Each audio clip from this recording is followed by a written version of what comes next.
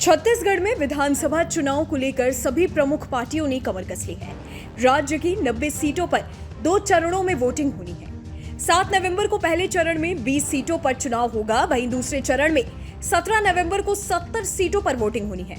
3 दिसंबर को राज्य के चुनावी नतीजे आएंगे। आपको बता दें कि छत्तीसगढ़ की कुल आबादी करीब 2.75 करोड़ है, जिसमें से 34% आदिवासी वोटर्स हैं।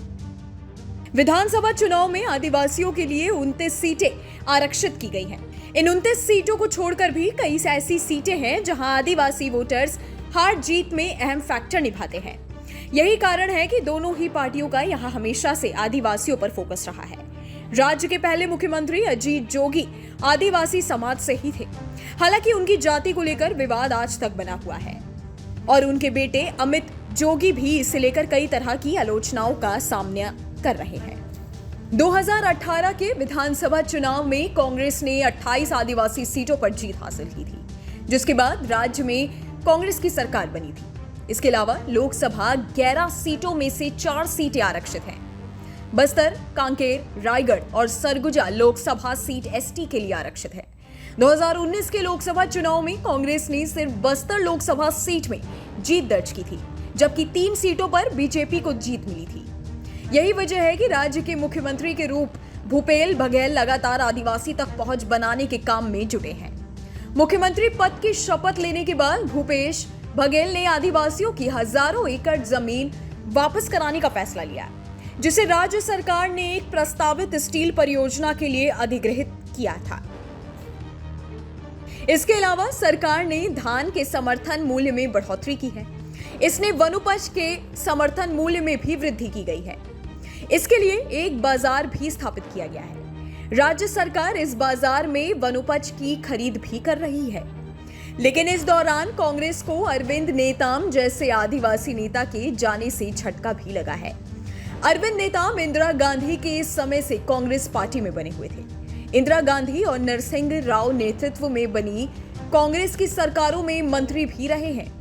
लेकिन इसी साल अगस्त के महीने में नेताम ने कांग्रेस पार्टी को अलविदा कह दिया। उन्होंने बताया कि आदिवासी विरोधी नीतियों की वजह से वे कांग्रेस छोड़ रहे हैं। हिंदी दैनिक नई दुनिया से बात करते हुए नेताम ने बताया था कि इस्तीफे के बाद वो किसी पार्टी में नहीं जाएंगे, बल्कि सर्व आदिवासी समाज में ही समाज हित के लिए काम करते रहेंगे। नेताम ने आरोप लगाया कि छत्तीसगढ़ में कांग्रेस ने लगातार उनकी उपेक्षा की है। उनका कहना है कि बीते 4 वर्षों से किसी कार्यक्रम में पूछा नहीं गया। सर्व आदिवासी समाज के नेता अरविंद नेताम ने घोषणा की है कि राज्य में होने वाले विधानसभा चुनाव में आरक्षित सीटों पर अपने उम्मीदवार उतारेंगे। इस घोषणा के बाद बीजेपी और कांग्रेस में हलचलें मच गई हैं। यही कारण है कि एक बार फिर से आदिवासी वोटर्स पर जोर दिया जा रहा है। लेकिन जानकारों का मानना है कि अब राज्य में आदिवासी वोटर्स के साथ साथ ओबीसी को साधे रखना भी बेहद जरूरी है। मतलब एक विश्वास दिलाने की कोशिश की जा रही है। तो ऐसे कुछ जो बड़े मुद्दे हैं, तो इसके माध्यम से जो है भारतीय जनता पार्टी जो है दिलों में घुसने की कोशिश तो कर रही है, लेकिन उसको कितनी सफलता मिल पाती है छत्तीसगढ़ के जनमानस को जो है अपने तरफ खींच पाने में, ये आने वाला जो है नवंबर महीना बताएगा। आपको बता दें कि सरगुजा और बस्तर संभाग राज्य के आदिवासी बहुल्य इलाके हैं। बीजेपी और कांग्रेस के सीनियर लीडर लगातार इन क्षेत्रों का दौरा कर रहे हैं। इस क्षेत्र में सर्व आदिवासी समाज के साथ साथ क्षेत्रीय पार्टी गोंडवाना गणतंत्र पार्टी का भी असर भी देखने को मिलता है।